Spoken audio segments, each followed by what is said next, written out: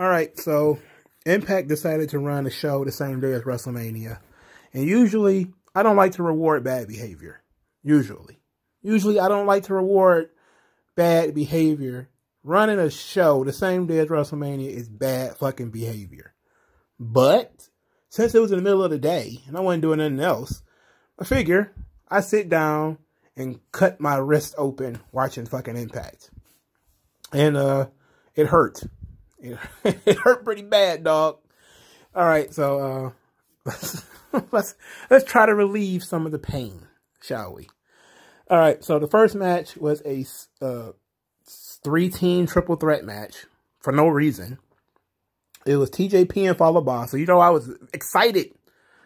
I got Fallah Bahh in the first match of the fucking show. Jesus. Madman Fulton and Ace Austin. And Josh Alexander and Petey Williams. Petey Williams actually returned for this match. And I thought this was dope. I'm like, okay. You know, I had to deal with Fallah Bahh. All right. But Petey Williams is here. So Petey Williams is cool. He actually had to do the Canadian Destroyer, the real Canadian Destroyer. He did it on TJP. And he tried to do one on Fallah Bahh, but Fallah Bahh was too big. It was a little dope surprise that we had Petey Williams. Madman Fulton was wearing regular wrestling gear, which is strange. Like, I'm so used to him wearing, like, the baggy clothes and stuff, that seeing him in regular wrestling gear made him feel extra normal. Like, he felt too normal. Like, he needs to go back to, like, jeans or something. Maybe dress like Shad Gaspard in Crime Time, you know. So, the Alexander made Fallah Bahh tap out in the ankle lock. What does this mean? I don't know. But Josh Alexander won the match. And I'm guessing at Rebellion it's going to be a triple threat match between Alexander, TJP, and Ace Austin. I think that's how it's going to go. Then we got Chairly Legal. The chairs are legal. Only chairs. It's a chairs match. Mahabali Shera versus Hernandez. They really called a match Chairly Legal. The less said about this, the better. Mahabali Shera won the match because Rohit Raju turned his back on Hernandez by hitting Hernandez with a chair and allowed Shera to pin Hernandez. If you're not keeping up with Impact and you're like, why would that be a big surprise? Rohit is the one who paid Hernandez to beat up Mahabali Shera. That's why. And now they're buddies again. So this was all a ruse. Now when I say watching Impact is self-harm, that's what I mean. Chairly Legal. This wasn't the other stupid match on this show. Man, my God, bro. How could you run a wrestling company so bad? How could you run a wrestling company so poorly? There was some Johnny Swinger stuff here, which I thoroughly enjoyed. So Chris Sabin and James Storms are upset. They got told they got to take the night off. Triple XL wants to play poker or blackjack or whatever it is they playing. Sabin and Storm told him no, but then they wanted to fight, and Storm was like, "No, I'm too drunk for that." So he suggested a drinking game match, and they were like, maybe Larry D was like, "What the hell is that?" And then Storm gets up to try to show him what the drinking game match is going to be.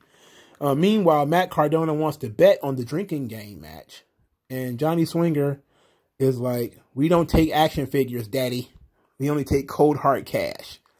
And then Cardona was like, "You're just mad that you've been in this business 150 years and you don't have an action figure." And then Tommy Dreamer comes out of nowhere and sets up the match, Matt Cardona versus Johnny Swinger. And guess what the match type is? The Crate American Bash. The Crate American Bash. Oh, you can't wait to hear about this, can you? So let's talk, even though it's the fourth match on the show, let's cut right to it. Johnny Swinger versus Matt Cardona, the Crate American Bash. Whatever they find in these crates that are around the ring on the ring post is legal. This match is dumb as fuck. Okay, what was in the first crate? A picture of Scott Hall was in the first crate. A picture of Scott Hall. a picture of Scott Hall and a portrait in a frame. What was in the second box? Johnny Swinger puts his hand in the box. It's a mouse trap. A mouse trap on his hand.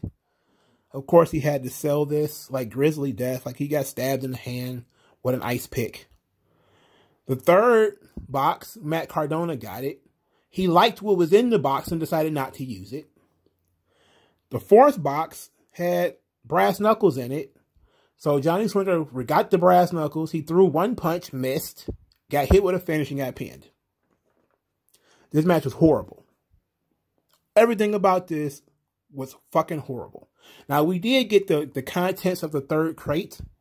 Were not shown to us in that moment. We got it later. This was horrible. This was so very bad. This was the drizzling shits. This was the shits. Let's talk about the next match. The next match is Black Taurus, which was this was the third match. So this was before Johnny Swinger and Matt Cardona. The match is immediately before. Black Taurus versus Doc Gallows. Why? I don't know. I don't know. I don't know why they wrestling. They only had one interaction. Black Taurus was with Decay when they laughed at the Good Brothers. Is that why they fighting? Anyway, Doc Gallows won the match. Match was solid. I don't really like Doc Gallows. Don't really like him. But I love Taurus, and that was Taurus's thing was, you know, when he was able to use his aerial offense, even though he's a big guy, Gallows is bigger.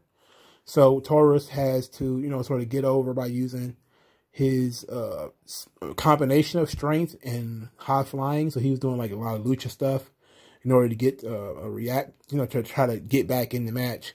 Ultimately, Doc Gallows cheated and won. I was just kind of like, didn't need this, you know. I like Taurus, not so much on Gallows, so I like Taurus. Match 5, I can't even see. Okay, so let's talk about this. We went back to Swingers Palace, and Storm was excited that Johnny Swinger lost, but Johnny Bravo was like, even in losing, the Swing Man still made money. He must have bet against himself. Oh, I love Johnny Swinger. There was another Johnny Swinger spot in here somewhere. There was another Johnny Swinger piece. I can't find it, though. Where was it? Okay, so this was also in Swingers Palace. Johnny Swinger was back by this point, I believe. So James Storm is drinking with Triple XL. They're playing the drinking game or whatever. And AC Romero is drunk, and he's standing there wobbling. And James Storm is in the background like, he's gonna puke. He's gonna puke. He's doing the old Vince McMahon. He's gonna puke. And they're betting on whether AC Romero is going to drink himself to throw up or not. And then when AC Romero sits back down, they're like, oh, so he lost a bunch of money because AC didn't throw up. So then they transition to playing beer pong, where, you know, he asked Johnny Swinger if they had any pong balls. And Johnny Swinger, like, the Swingerella's got balls aplenty, you know. So they open up this chest or whatever. It has nothing but like balls in it, like pong balls. And Chris Sabin is like, those balls are glorious. I didn't know Chris Sabin could actually be funny. Anyway, he literally sang Robert Roome's theme song. Well, he said he sang the word in Robert Roome's theme song. So Chris Sabin, James Storm, and AC Romero and Larry D also started playing beer pong. And then Chris Sabin and James Storm decided to cheat and then beat up Double XL and threw them all over the place. So they threw Larry D through like a table or something. They just threw him across the room. He's a big fat guy, so he knocked everything down when he did it. And they were super excited that they got into a fight in Swingers Palace, and everybody was so upset. And even Swinger for a little bit was kind of excited for himself. He was like, ha, yeah, daddy. And then when everybody left, he looked at Johnny Bravo and was like, "You did pay the insurance, right?" And then Johnny Bravo was like, "This is an illegal casino." And, oh, God. Johnny Swinger like, what a bad rib. What a bad rib.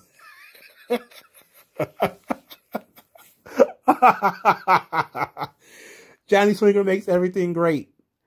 He is excellent. They tore up Swinger's Palace, which pissed me off, but he made it so funny that I wasn't upset about it.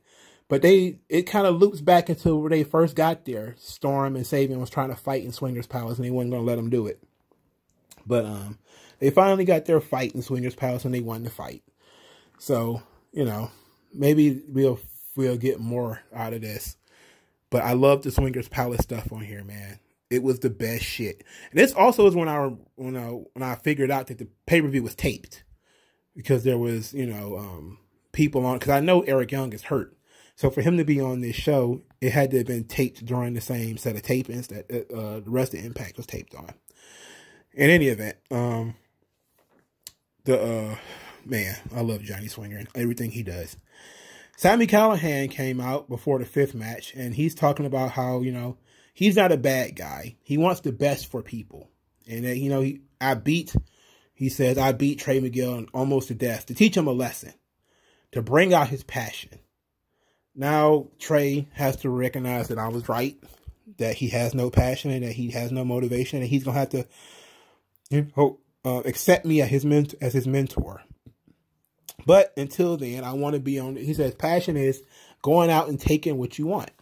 I want to be on this show, and therefore I'm going to take a spot on this show, and I'm going to issue an open challenge. Who's going to come out and fight me?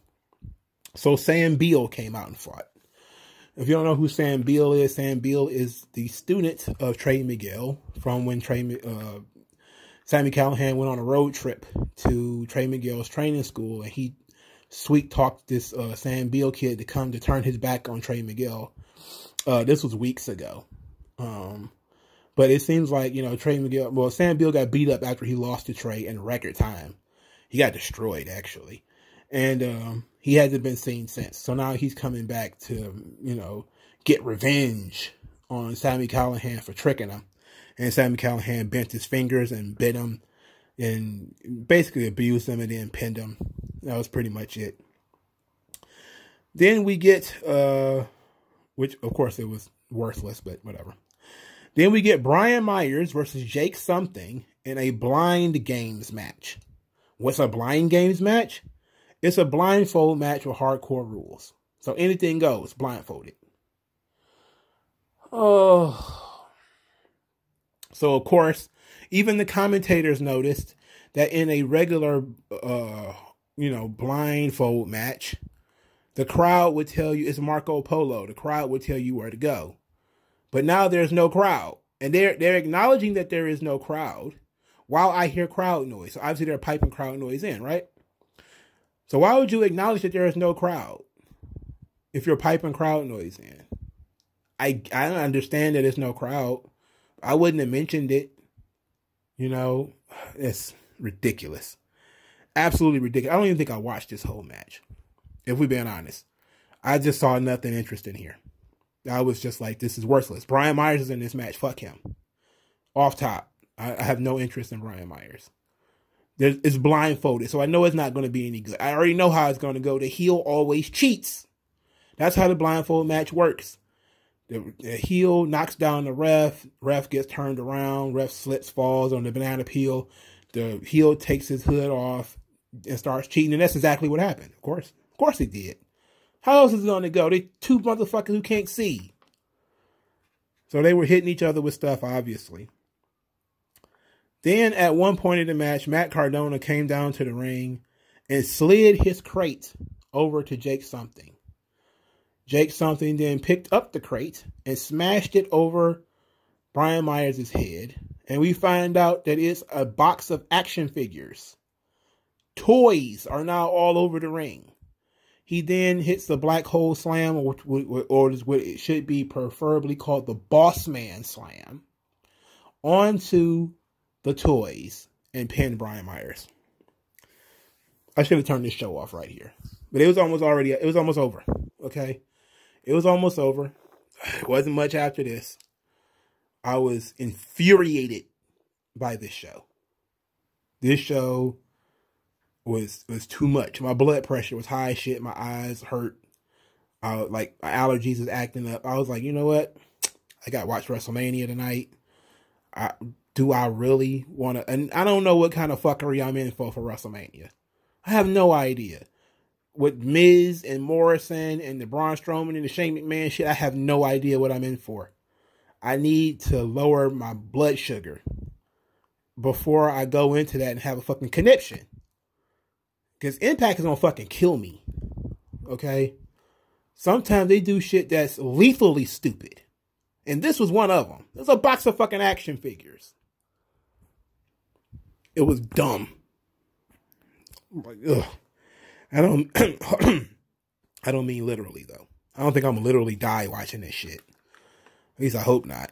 I would hope the last thing I see would not be fucking Impact Wrestling. I'd be, man, if there's a God, hear my plea. Don't let the last thing I see is Impact Wrestling. Please. Let it be somebody's daughter. Anyway, we get a promo. There was 2 promos because wait, let's do the promos for the match that the promos took place in.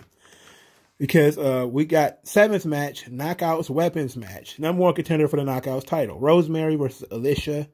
Edwards versus Jordan Grace versus Havoc versus Tenille Dashwood versus Susan. So Susan comes out last. And as Susan is standing up at the top of the concourse or whatever, Su Young's music starts to play. And Su Young starts to come out and she chokes Susan to death. You only see their silhouettes. It's like dark and there's smoke everywhere. And you see Su Young strangling Susan. And then she takes Susan's place. And I was like, man, this camera magic. We know Susan and Su Young are the same person. So how long did it take for you to edit that and put that together? They did the silhouettes. They've done this before, right? I think we talked about this before. They did this before. You know, their Impact is just as retarded as WWE. And in fact, more so in some instances. WWE does shock value, dumb shit like eye for an eye. But Impact will do shit legit like blind games match. Like the Crate American Bash. Okay? This was I like Su Young as I like undead monster girl stuff. You know, that's kind of cool in a wrestling context. You know, with the face paint and the gear and everything. The undead bride. It's cool costuming. But we could have just been surprised when it was Su Young. Without Susan, we had to murder or choke out Susan or whatever the hell we did with Susan. We need to do that. Okay. Tenille Dashwood wins the match. Tenille Dashwood wins the match after Nevaeh threw powder in Havoc's face.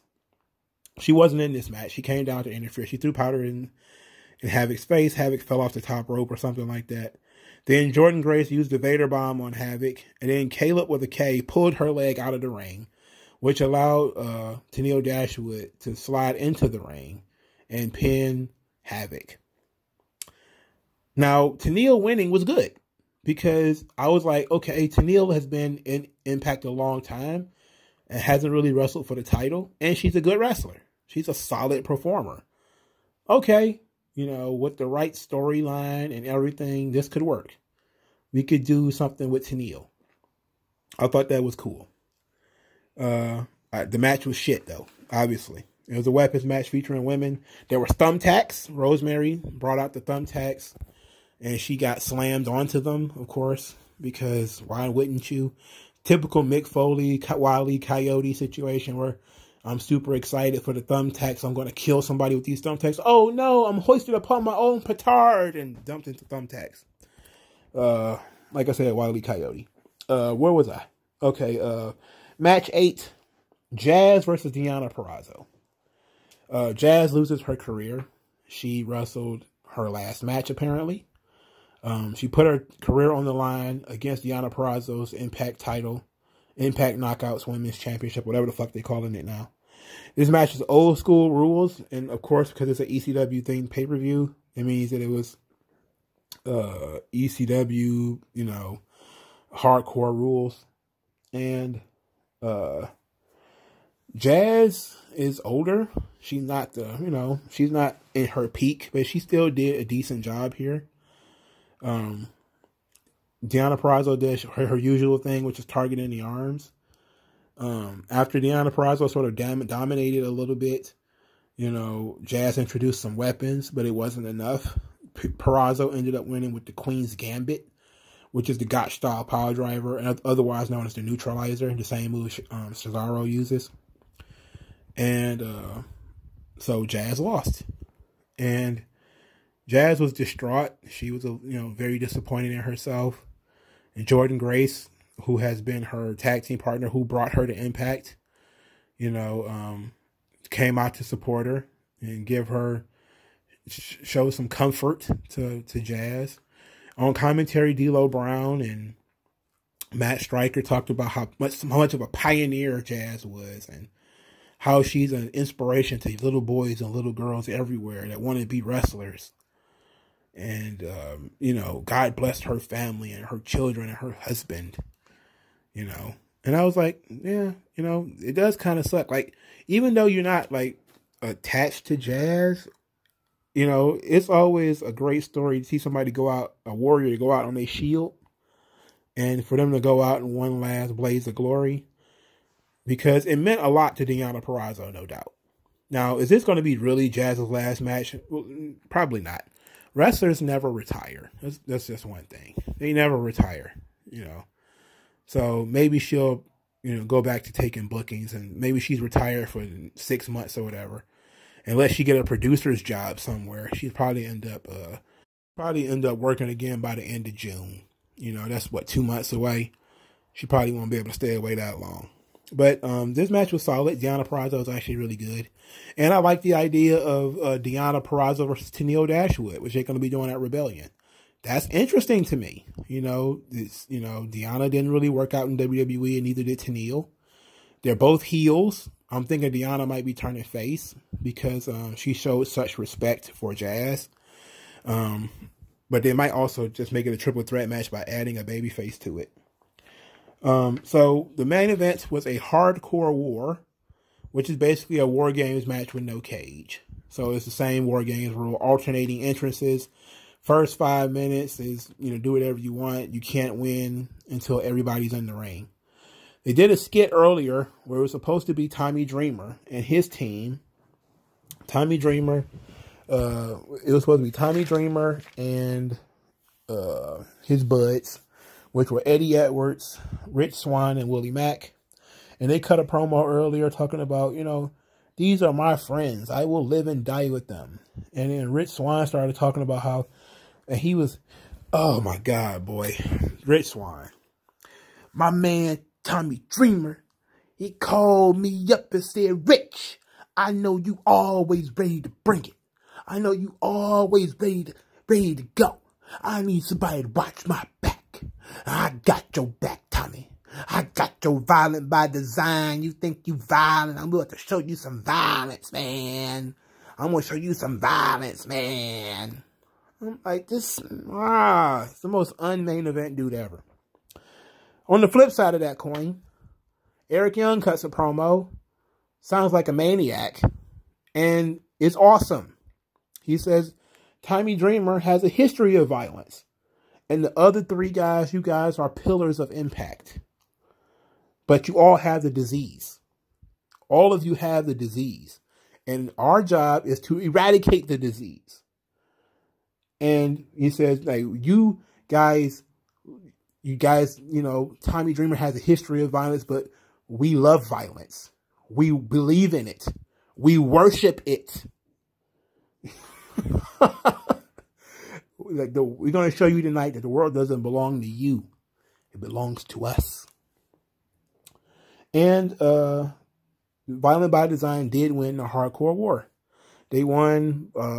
Eric Young beat Willie Mack with Power Driver. And I just said to myself, Rich Swann is booked like Oscar. You know, Rich Swann, he takes one step forward, two steps back. You know, he shouldn't have been in this match if he was going to lose. Okay? That's the thing. Now, they did a storyline where Tommy Dreamer got taken out early. That he apparently got attacked in the back, and nobody was able to, figure out what happened to him. So they had to replace him, and they replaced him with Trey Miguel.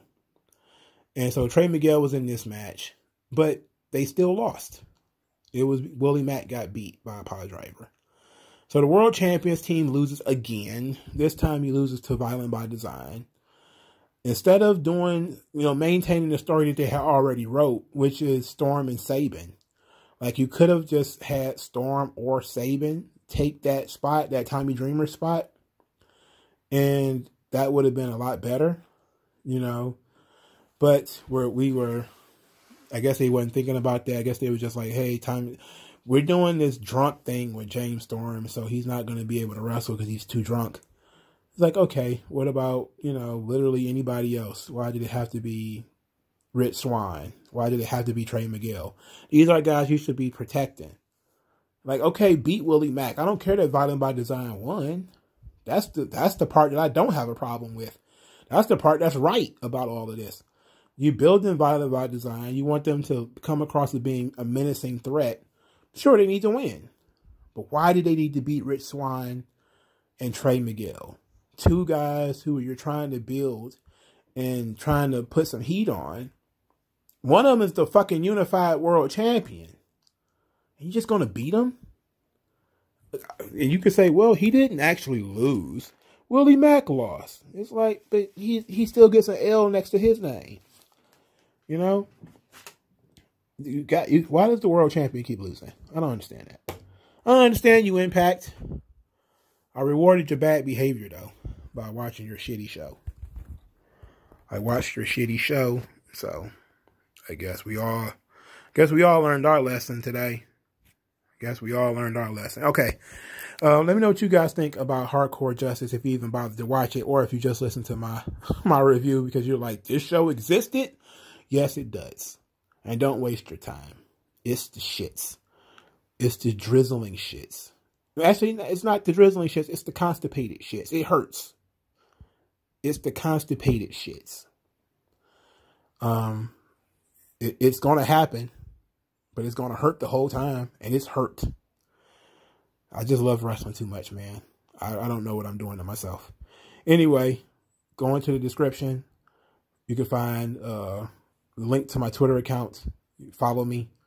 If you like what I do, and you support the channel regularly, you can go to Subscribe Star, $5 a month.